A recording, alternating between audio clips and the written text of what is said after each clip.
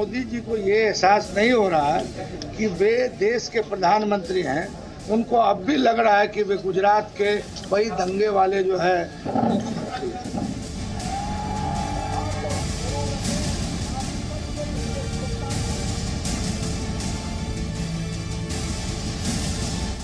जैसे ट्रंप को जाना पड़ रहा है, वैसे एक दिन मोदी या जोगी दोनों को बुढ़िया बिस्तर भारत की जनता बनवा दी।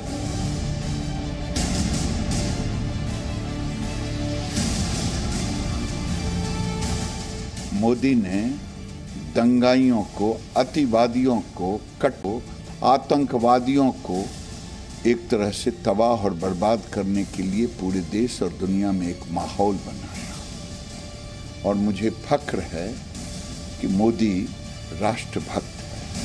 भारत माता की, भारत माता की।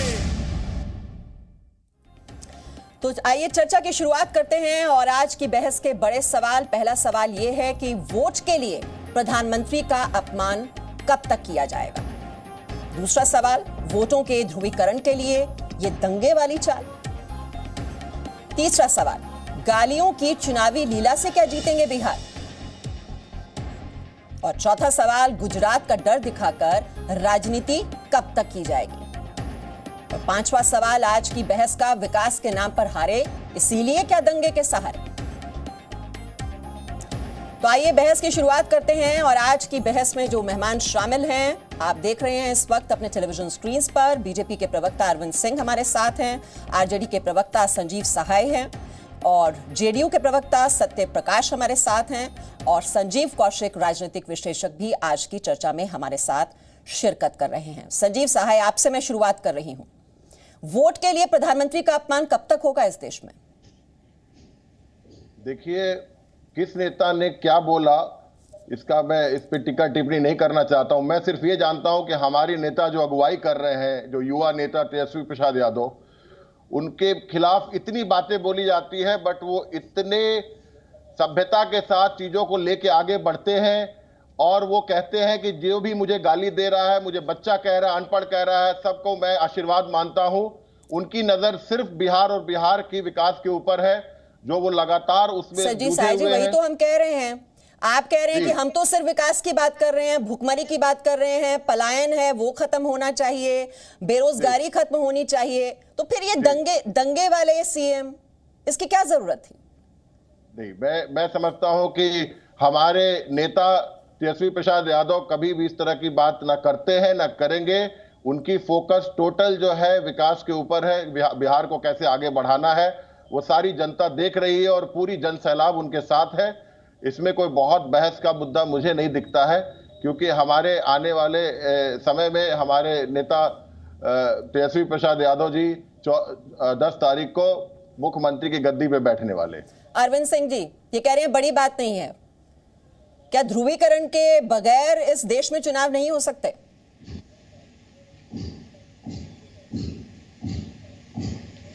ये कितना दुखद बात है। मैं आपको कहना चाहूंगा कि अभी अब्दुल वारिस सिद्दीकी जी का स्टेटमेंट आ रहा था।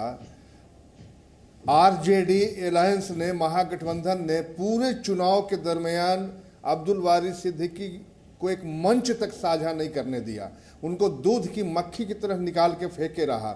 एक भी चुनावी सभा में अभी तक आपने नहीं देखा होगा कि किसी मंच पर अब्दुल वारिस सिद्दीकी आए, जबकि हमारे नज़र में अब्दुल वारिस सिद्दीकी एक सुलझे हुए नेता हैं, लेकिन वो कठपुतली बन के रह गए हैं उस महागठबंधन के साथ जिसने बिहार में नरसंहार की एक सीरीज लिखी थी और ये मौन थे। ये आज बात करते हैं माननीय प्रधानमंत्री और योगी जी की, क्या उनके बराबर आपकी छवि कभी आ पाएगी? उनका जो विजन है सबका साथ सबका विकास, आपने यही तो बता दीजिए कि अपने शासनकाल में सिद्दीकी साहब आप लालू यादव के साथ रहे और उतने वर्षों में मोहम्मडनों का ही क्या विकास हुआ बिहार में? पूरे मोहम्मडन बदहाल स्थिति में हैं और आज मोहम्मडनों के भी विकास करने का काम उनकी भारतीय जनता पार्टी और नरेंद्र मोदी ने किए हैं। तो इस तरह की बातें, ओछी बातें लोकतंत्र में कहीं नहीं शोभा देता है। और ये तो हमें लगता है कि बौखलाहट की बात कर रहे हैं, और वो भी तब जैसे होता है ना कि दीपक जब बुझने लगता है तो लौ तेज हो जाती है, तो अब आरजेडी में सिद्दीकी साहब की कोई प्रासंगिकता रह नहीं गई है, इसलिए वो इस तरह की बातें कर रहे हैं। जबकि ऐसे सीनियर लीडर से इस तरह की अशोभनीय बातें, ये गरिमामय कतई नहीं हो सकती है। और रही बिहार की बात, तो ये जान ले कि आप जात के नाम पर वोट सीमांचल में नहीं ले सकते हैं। जी सत्यप्रकाश जी, सीमांचल में ये तो पता है कि वहां पर जो मुस्लिम मतदाता हैं वो बहुत ही निर्णायक साबित होने वाले हैं। 60% से ज्यादा कई सीटों पर मुस्लिम मतदाताओं की संख्या है और उनको अगर अपने पक्ष में लाना है तो फिर इस तरह के बयान दिए जाते हैं।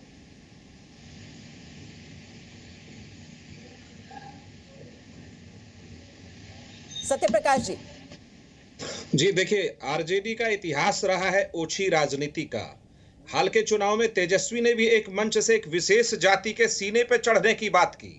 जब हारने का डर सताता है तो अब्दुल बारी सिद्दीकी जैसे लोगों के मुंह से ऐसे महामंत्र निकलते हैं और तेजस्वी यादव के मुंह से भी निकलते हैं। तो राजद का ये पुराना चरित्र है कि वो ओछी राजनीति, गंदे बयानों को लेकर के चुनाव के ठीक एक दिन पहले या चुनाव के दिन आता है। जहां तक प्रधानमंत्री जी का सवाल है, देश की किसी अदालत ने उन पर कोई टिप्पणी नहीं की। सबका साथ सबका विकास नारा है। नीतीश कुमार जी 15 साल से शासन चला रहे हैं और सांप्रदायिक सद्भाव कायम है। ऐसे नेता जो रिटायरमेंट के एज में है, अब्दुल बारी जैसे लोग जिनकी राजद में भी कोई खास पूछ नहीं और सीट हारने का डर है, तो इस समय चुनाव के ठीक एक दिन में इस तरह के बयान लेकर वो आए हैं। लेकिन डूबती नैया राजद की से बचने वाली नहीं है। बिहार की वोटर समझदार है, जनता समझदार है और वो विकास को पहचानता है। नीतीश कुमार के साफ सुथरे और ईमानदार छवि को जानता है। पूरा बिहार जिसको वो कहते हैं नीतीश कुमार जी की मेरा परिवार है, वैसे बिहार में किसी तरह की वोट का पोलराइजेशन करने की किसी में शक्ति नहीं है। ठीक है संजीव कौशिक, ये गुजरात का डर दिखाकर कब तक राजनीति करेगी? देखिए मीमांसा जी, मैं समझता हूं कि हिंदुस्तान के प्रधानमंत्री के लिए कोई स्टेटमेंट देता है तो शब्दों के चयन में सावधानी बरतनी चाहिए और सोच समझ के बात की जानी चाहिए। लेकिन हमने देखा है कि हिंदुस्तान के एक प्रधानमंत्री ने एक पूर्व प्रधानमंत्री के लिए गुजरात में किन शब्दों का इस्तेमाल किया था और किस तरह से स्टेटमेंट दिया था। उन्होंने कहा था कि पाकिस्तान से मिलकर देश के पूर्व प्रधानमंत्री हमें हराने का प्रयास कर रहे हैं, जिसके लिए मरहूम जेटली साहब ने सदन में माफी तक मांगी थी। हमने देखा है। इसी इलेक्शन की बात यदि कर ले तो हमने संजय कौशिक कब तक इतिहास में रहेंगे? कब तक इतिहास में रहेंगे? आगे बढ़ाया जाएगा या नहीं बढ़ाया जाएगा? ये गुजरात की याद दिला दिलाकर बार बार वोटों के ध्रुवीकरण की कोशिश और सुप्रीम कोर्ट की ओर से जब वहां पर क्लीन चिट दी जा चुकी है, सुप्रीम कोर्ट की निगरानी में एसआईटी का गठन किया गया था, वहां पर यह जांच पड़ताल हुई थी, तो बार बार उसकी याद किस लिए दिलाई जा रही है? संजय कौशिक, सवाल तो इसी इलेक्शन में देश के प्रधानमंत्री यदि किसी प्रतिपक्ष के नेता के लिए जंगल राज के युवराज शब्द का इस्तेमाल करते हैं, वो क्या है? इसके बारे में चर्चा नहीं होनी चाहिए। जब आप शुरुआत करते हैं तो आपको इस तरह की भाषाओं को सुनने की क्षमता होनी चाहिए आप में। जब आपने कीचड़ फेंकना शुरू किया तो कीचड़ आपके भी दामन पे पड़ेंगे। हम फिर कहते हैं कि इस तरह के भाषा को कहीं भी कोई मान्यता नहीं मिलनी चाहिए, सावधानी बरतनी चाहिए। लेकिन जब शीर्ष स्तर के लोग इसमें शुरुआत करते हैं तो जिम्मेवारी उनकी बढ़ जाती है और सबसे पहले उन्हें लगाम लगाने की जरूरत है। अरविंद सिंह जी, जवाब दे दीजिए कि कीचड़ आप दूसरों पर उछालेंगे तो आप पर भी कीचड़ आएगा।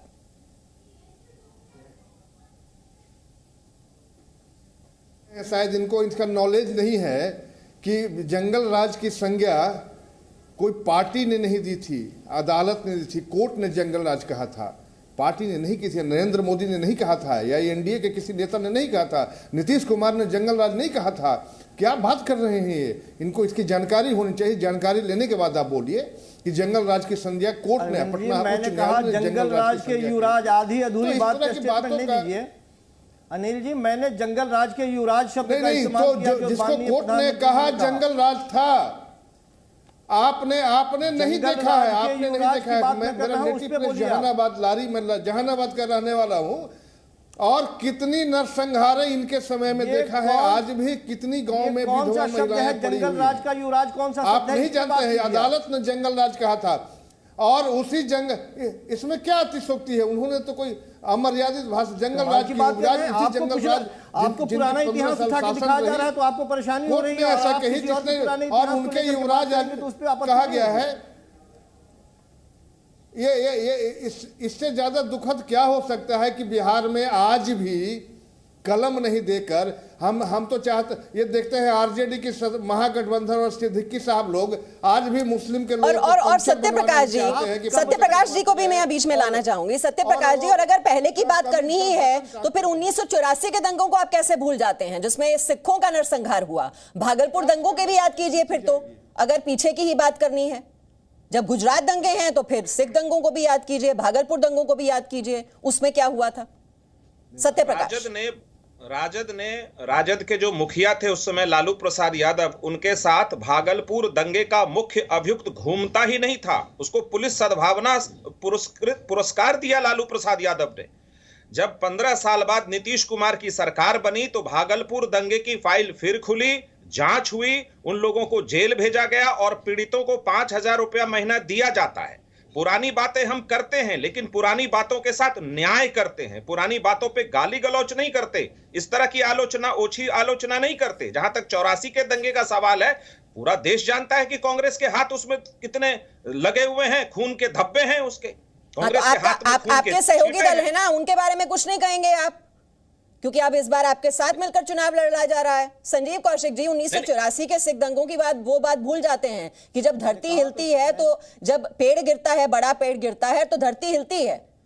उन दंगों को जस्टिफाई करने की कोशिश की गई। मीमांसा जी, मैंने इसीलिए कहा कि यदि आप विकास की बात कर रही हैं, विकास के बारे में बातचीत ही होनी चाहिए, तो केवल विकास के बारे में बातचीत हो। जब आप पुरानी बातों को या पुराने इतिहास को लेकर के कुरे देंगी तो सामने वाला भी आपके इतिहास को कुरे देगा। आपके इतिहास की भी बातें लोगों को याद है, लोगों को जानकारी है, तो वो सारी बातें सामने आएंगी ना। इसीलिए मैंने कहा कि शुरुआत यदि आपने की है तो आपको इस चीज को झेलने के लिए तैयार रहना होगा। मैं फिर कह रहा हूं कि बिहार चुनाव में भारतीय जनता पार्टी या तत्कालीन सरकार के द्वारा कभी भी विकास की बातें नहीं की, बार बार प्रयास किया गया इस तरह की बातों को सामने। अरे संजीव जी, वही तो बात कर रहे हैं ना कि घूम फिरकर वही ध्रुवीकरण, और ध्रुवीकरण करने की कोशिश हर कोई कर रहा है। इसमें सिर्फ मैं आरजेडी का नाम नहीं ले रही हूं। अब्दुल बारी सिद्दीकी अगर ये कहते हैं, वो गुजरात वाले दंगे वाली की बात याद दिला रहे हैं, तो वहीं फिर हिंदुत्व का मुद्दा भी उठाने की कोशिश बीजेपी की ओर से की गई है। लव जिहाद का मुद्दा भी आ रहा है। या तो आप विकास तक ही सीमित रहिए, लेकिन विकास की बात जरूर होती है, लेकिन विकास कार्ड के बाद यह ध्रुवीकरण की कोशिश, और ऐसा कोई चुनाव नहीं किया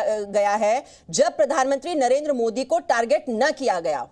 सवाल यह है कि उसकी जरूरत आखिरकार क्यों है राजनीति में, उनका अपमान करके ही क्या जीता जाएगा। चलिए, रवि त्रिपाठी हमारे साथ हैं और तीसरे चरण का आज मतदान हो रहा है। रवि त्रिपाठी, और तीसरे चरण के चुनाव प्रचार के दौरान नीतीश कुमार का यह कहना कि यह आखिरी चुनाव है, तो कहीं ना कहीं ये जो वोट है वो सुशासन के लिए है या सहानुभूति बटोरने की कोशिश। आप इस वक्त ग्राउंड जीरो पर हैं, वहां पर अभी क्या स्थिति है मतदान की? देखिए, ग्राउंड जीरो पर तो स्थिति यह है कि लोग कहते हैं कि विकास के लिए मतदान होना चाहिए, साथ साथ ये होता है कि डर वाली सरकार नहीं आनी चाहिए, क्योंकि प्रधानमंत्री ने बार बार जो कहा है कि जंगल राज का युवराज जो है उसको सत्ता से बाहर रखना है। इसीलिए कहीं ना कहीं अब्दुल बारी सिद्दीकी का खींच निकल के आया है कि अब्दुल बारी सिद्दीकी ने उसके बदले में दंगे वाला सीएम उनको बोला है, प्रधानमंत्री को अटैक किया है। और कुल मिलाकर अगर ग्राउंड की स्थिति बोले तो जिस इलाके में मैं हूँ, चंपारण में हूँ, यहाँ इन सब चीज़ों का बहुत ज़्यादा असर नहीं है। यहाँ चूंकि बीजेपी का गढ़ माना जाता है, तो आमतौर पर जो मतदाता है वो विकास चाहता है, शांति चाहता है। पहले दिए गए हैं वो बैकफायर ही किए गए हैं। मौत का सौदागर को याद करें, नीच आदमी, जो इस तरह के स्टेटमेंट्स दिए जाते हैं वो कहीं ना कहीं बैकफायर करते हैं।